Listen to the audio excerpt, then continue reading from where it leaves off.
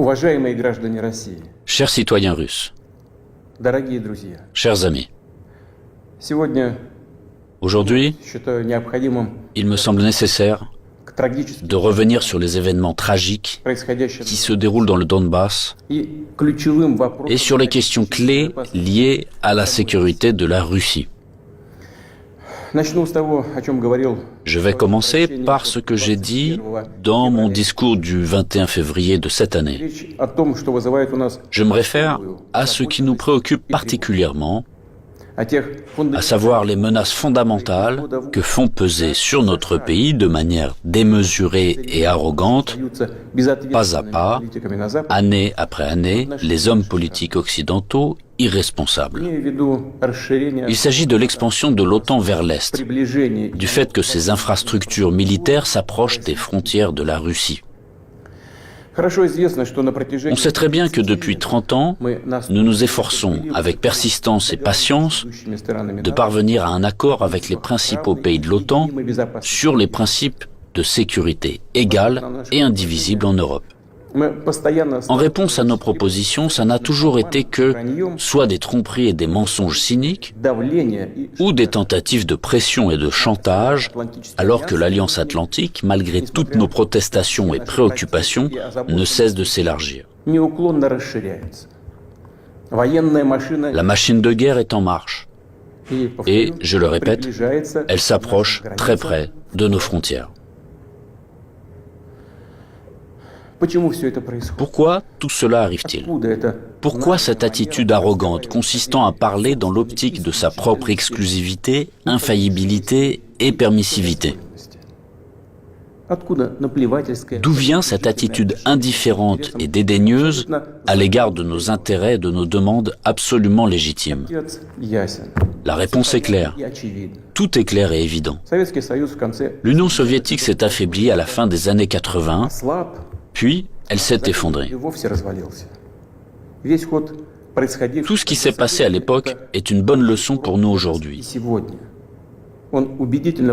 Cela a mis en exergue que la paralysie du pouvoir et de la volonté est le premier pas vers la dégradation complète et l'oubli. Dès que nous avons perdu notre confiance en nous-mêmes, un certain temps, l'équilibre des pouvoirs dans le monde a été rompu. Cela a conduit à une situation où les traités et accords existants ne sont plus réellement en vigueur.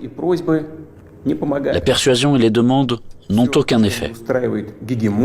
Tout ce qui ne convient pas aux détenteurs de l'hégémonie, aux grands de ce monde, est qualifié d'archaïque, obsolète et inutile. Et inversement, tout ce qui leur semble avantageux est présenté comme la vérité ultime, est imposé à tout prix, de manière insolente, par tous les moyens. Ceux qui ne sont pas d'accord finissent à genoux. Ce dont je parle maintenant ne concerne pas seulement la Russie, et nous ne sommes pas les seuls à être préoccupés par cela. Il s'agit de l'ensemble du système de relations internationales, et parfois même les alliés des États-Unis eux-mêmes. Après l'effondrement de l'URSS, le monde a été de fait remodelé et les normes établies du droit international, dont les principales, fondamentales, ont été adoptées à la fin de la Seconde Guerre mondiale et ont largement consolidé ces résultats, ont commencé à gêner ceux qui se sont déclarés vainqueurs de la guerre froide. Bien sûr, dans la vie pratique, dans les relations internationales, dans les règles pour les organiser, il était nécessaire de prendre en compte les changements de la situation dans le monde et de l'équilibre même des forces. Mais cela aurait dû être fait de manière professionnelle, progressivement, avec patience, en prenant en compte et en respectant les intérêts de tous les pays, et en pleine conscience de leurs responsabilités. Or non, en raison de l'euphorie due à la supériorité absolue, d'une sorte de forme moderne d'absolutisme, et dans le contexte d'un faible niveau de culture générale et de fatuité de ceux qui ont préparé, pris et promu des décisions qui étaient rentables uniquement pour eux-mêmes, la situation a pris une tournure différente. Voici des exemples tout trouvés. Tout d'abord, sans aucune autorisation du Conseil de sécurité de l'ONU, ils ont mené une opération militaire sanglante contre Belgrade. Ils ont utilisé des avions, des missiles en plein cœur de l'Europe. Plusieurs semaines de bombardements continus sur des villes pacifiques, sur des infrastructures vitales. Il est nécessaire de rappeler ces faits, car certains collègues occidentaux n'aiment pas se souvenir de ces événements. Et quand nous en parlons, ils préfèrent faire référence non pas aux normes du droit international, mais aux circonstances qu'ils interprètent comme ils l'estiment nécessaires. Puis est venu le tour de l'Irak, de la Libye et de la Syrie. L'utilisation illégitime de la force militaire contre la Libye, la dénaturation de toutes les décisions du Conseil de sécurité de l'ONU sur la question libyenne ont conduit à la destruction complète de l'État, au fait qu'un énorme foyer de terrorisme international est apparu, au fait que le pays s'est trouvé plongé dans une catastrophe humanitaire dans l'abîme de la guerre civile qui a duré plusieurs années et se poursuit encore, la tragédie à laquelle des centaines de milliers, des millions de personnes ont été condamnées, non seulement en Libye, mais dans toute cette région, a provoqué un exode migratoire massif de l'Afrique du Nord et du Moyen-Orient vers l'Europe. Un sort similaire a été réservé à la Syrie.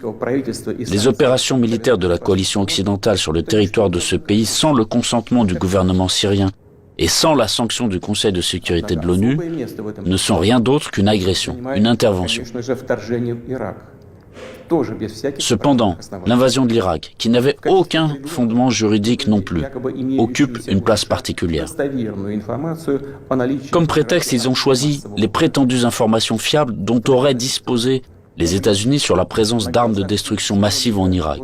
Pour preuve, le secrétaire d'État américain agitait publiquement devant le monde entier un tube rempli de poudre blanche assurant tout le monde qu'il s'agissait d'une arme chimique en cours de développement en Irak. Et puis il s'est avéré que tout cela était une manipulation, du bluff. Il n'y avait pas d'armes chimiques en Irak. C'est incroyable, surprenant, mais le fait est là. Il y a eu des mensonges au plus haut niveau étatique et du haut de la tribune de l'ONU. Et en conséquence de cela, il y a eu des sacrifices énormes, des destructions, une progression incroyable de terrorisme. En fait, on a l'impression que pratiquement partout, dans de nombreuses régions dans le monde, là où l'Occident vient mettre en place son ordre, cela se termine en blessures sanglantes qui ne cicatrisent pas, en plaies que sont le terrorisme international et l'extrémisme. Tout ce que j'ai évoqué en est l'exemple le plus flagrant, mais ce n'est en aucun cas le seul exemple du mépris du droit international. S'ajoutent à cela les promesses faites à notre pays de ne pas étendre l'OTAN d'un pouce vers l'Est. Je le répète, ils ont menti, ou en termes populaires, ils nous ont tout simplement arnaqués. Oui, on entend souvent dire que la politique est quelque chose de sale, peut-être, mais quand même pas à ce niveau-là. Après tout, un tel comportement de tricheur contredit non seulement les principes des relations internationales, mais surtout les normes de moralité et d'éthique généralement reconnues. Où sont la justice et la vérité ici? Ce ne sont que des mensonges et de l'hypocrisie. Par ailleurs, des hommes politiques, des politologues et des journalistes américains eux-mêmes écrivent et parlent du fait qu'un véritable empire du mensonge a été créé aux États-Unis ces dernières années. Difficile de ne pas être d'accord avec ça, c'est ainsi. Mais il ne faut pas jouer les modestes. Les États-Unis restent un grand pays, une puissance avec un rôle moteur. Tous leurs satellites non seulement leur donnent raison, avec résignation et humilité, ils se joignent à leur rhétorique pour n'importe quelle raison, mais ils copient également leur comportement. Ils acceptent avec enthousiasme les règles proposées.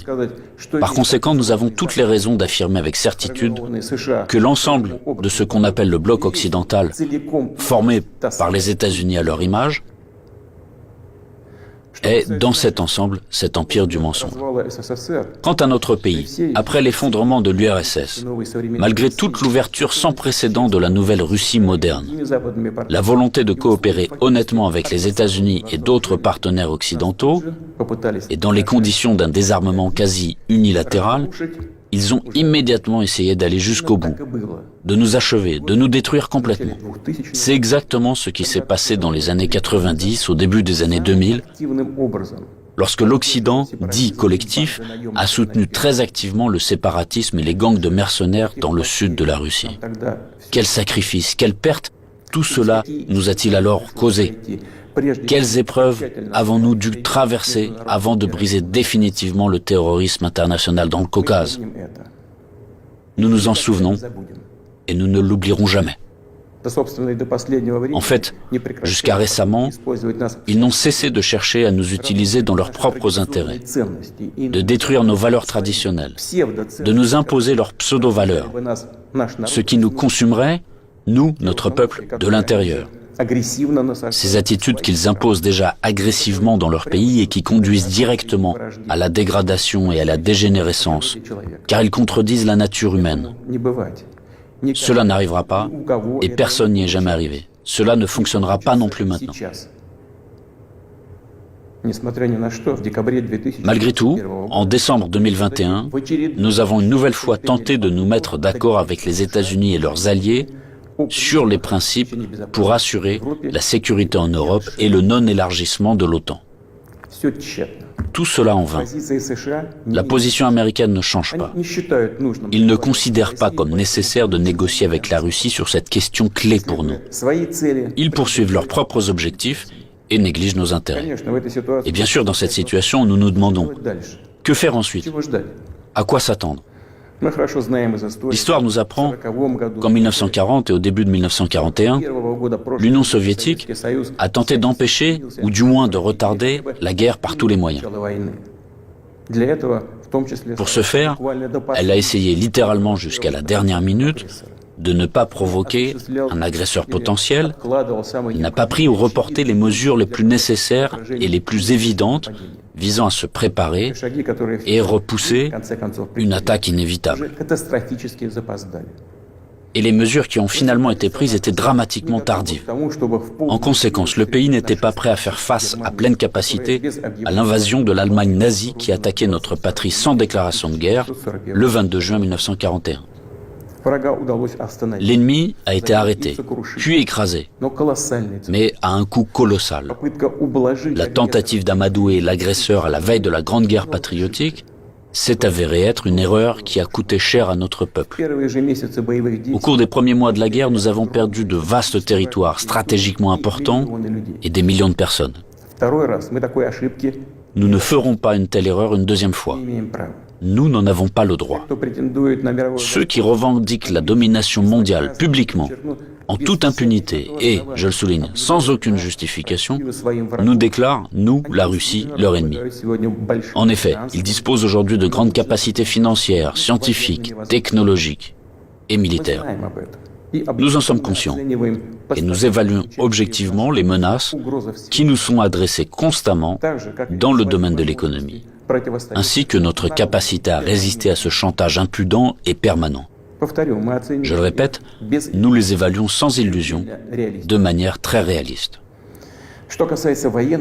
En ce qui concerne le domaine militaire, la Russie moderne, même après l'effondrement de l'URSS et la perte d'une grande partie de son potentiel, est aujourd'hui l'une des puissances nucléaires les plus fortes du monde, et elle dispose en outre d'avantages en ce qui concerne un certain nombre d'armes de pointe.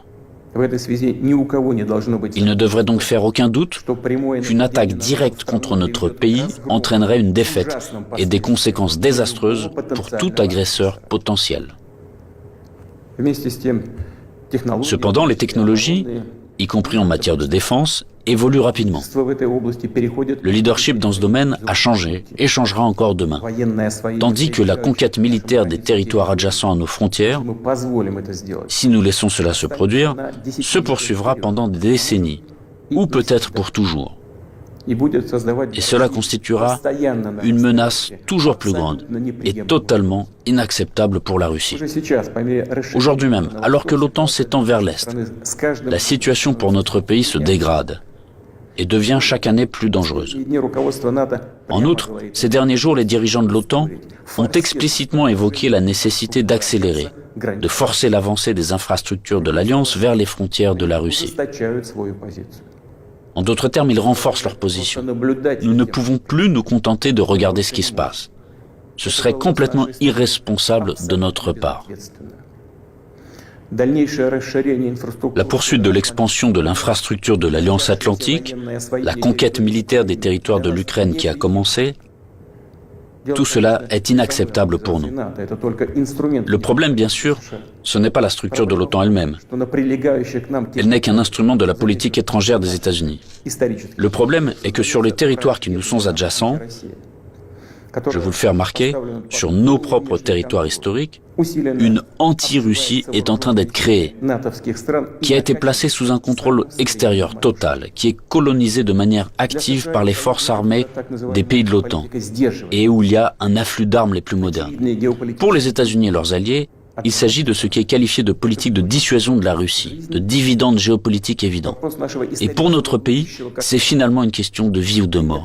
La question de notre avenir historique en tant que peuple. Ce n'est pas une exagération, c'est la vérité. C'est une menace réelle, non seulement pour nos intérêts, mais pour l'existence même de notre État, pour sa souveraineté. C'est cette même ligne rouge dont on a parlé à plusieurs reprises. Ils l'ont franchie. Par conséquent, il faut parler de la situation dans le Donbass. Nous voyons que les forces qui ont effectué un coup d'État en Ukraine en 2014 ont pris le pouvoir et le conservent, de fait, à l'aide de procédures électorales décoratives et ont finalement renoncé à un règlement pacifique du conflit.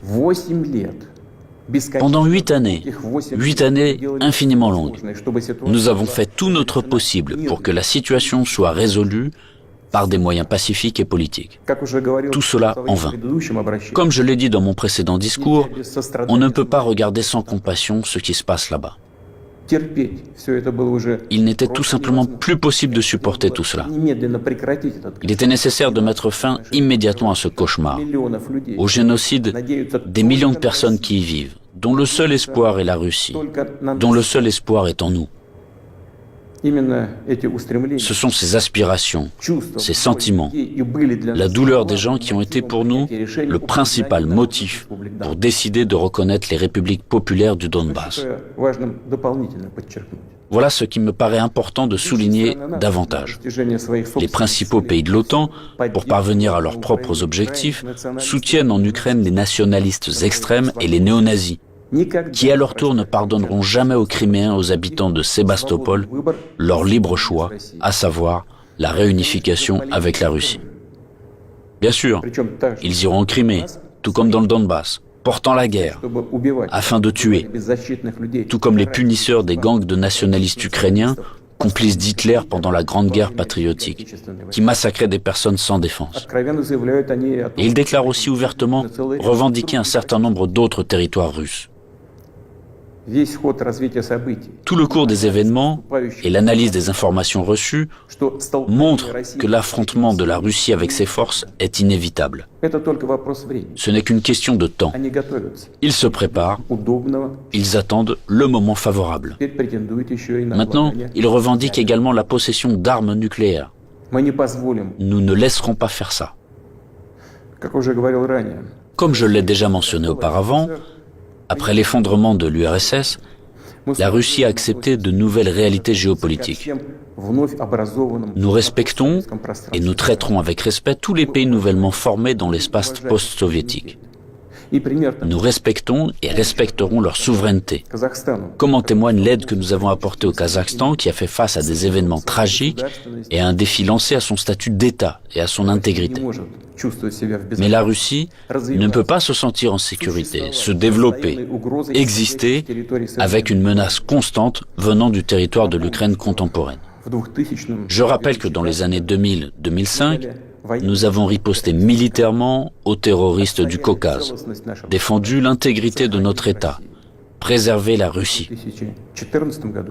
En 2014, nous avons soutenu les Criméens et les résidents de Sébastopol.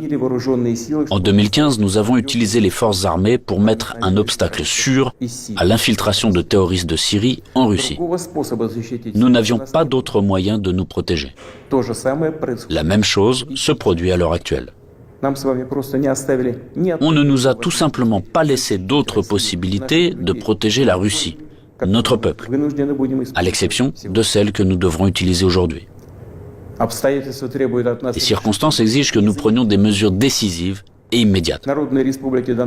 Les républiques populaires du Donbass ont demandé de l'aide à la Russie.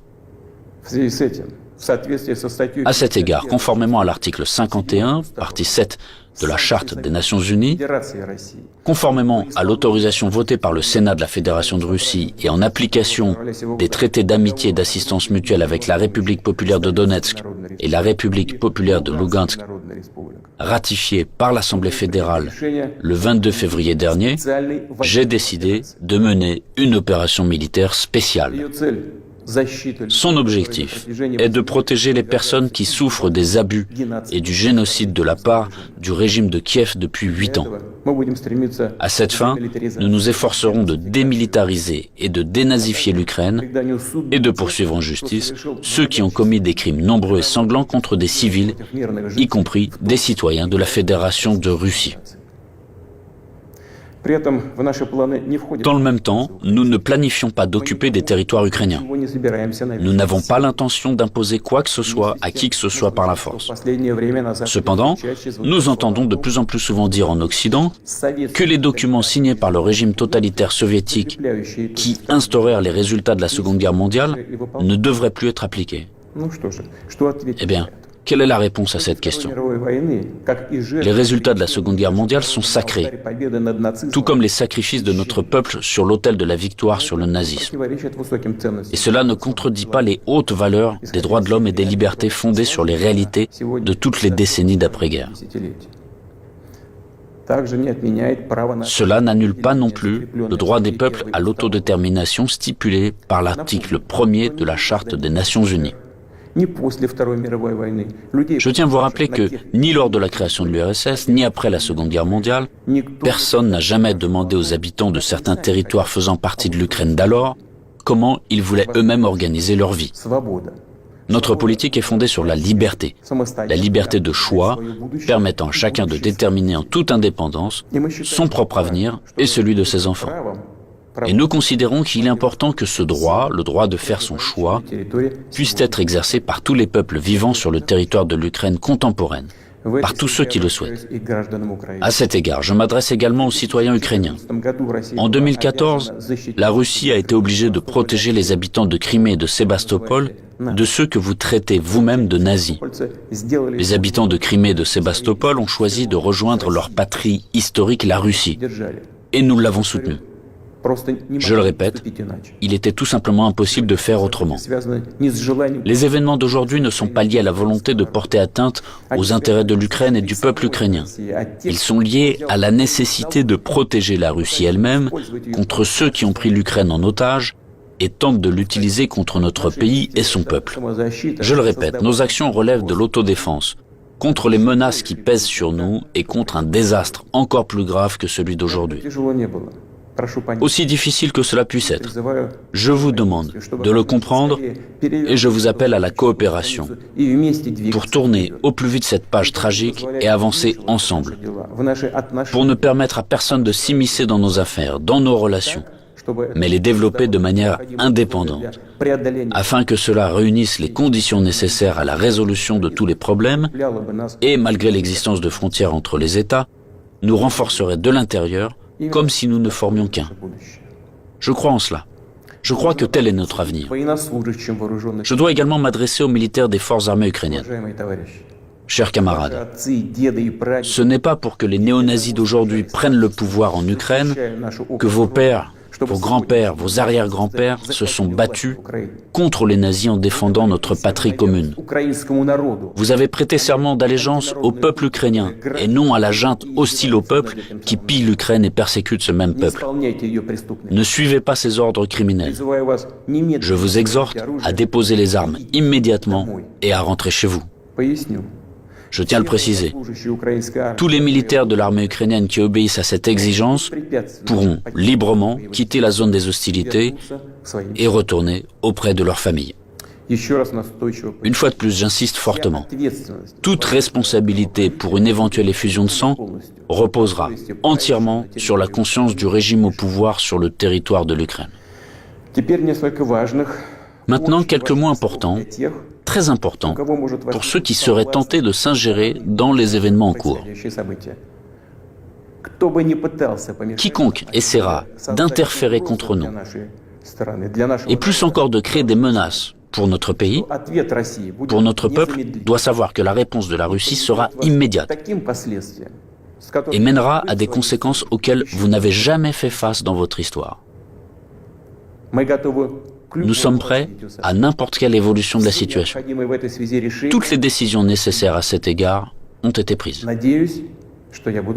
J'espère être entendu.